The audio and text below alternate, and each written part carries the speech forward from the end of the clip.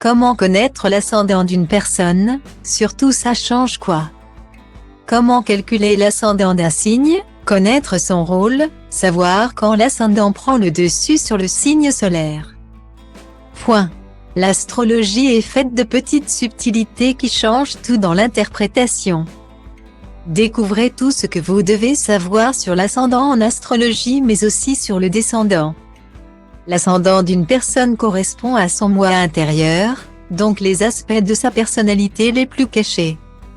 Certains astrologues indiquent souvent que l'ascendant ne se révèle réellement que vers nos 40 ans.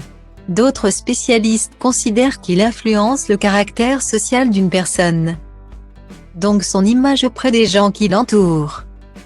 Le signe ascendant indique les caractéristiques et traits de personnalité les plus visibles d'une personne.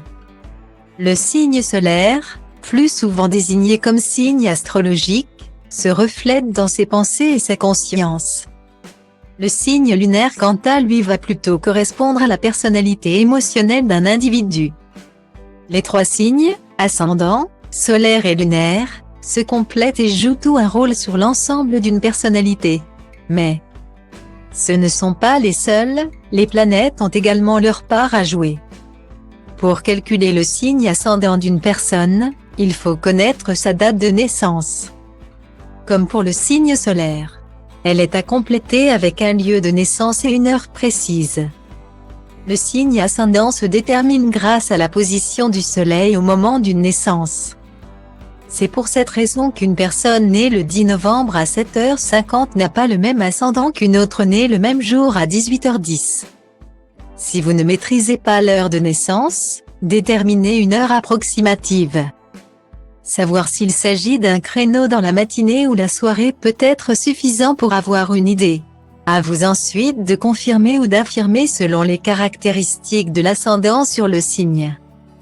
Pour en savoir plus, découvrez ascendant Scorpion, ça change quoi pour votre signe? Le signe d'ascendant correspond à l'énergie que dégage une personne, son caractère, son attitude et même ses traits physiques. D'où le fait qu'il soit souvent plus facile à deviner que les signes du zodiaque. Le signe descendant touche au rapport qu'une personne entretient avec les autres, relations, liens professionnels ou amoureux.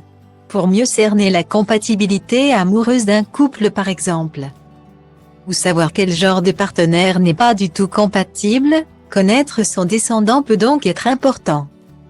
Le descendant est opposé à l'ascendant sur une carte du ciel, il se situe à l'ouest et l'ascendant à l'est. Ainsi, si vous connaissez l'ascendant, vous obtenez automatiquement le descendant. Voici la liste des 12 descendants. Pour en savoir plus sur l'astrologie, découvrez quel est le signe astrologique le plus dangereux,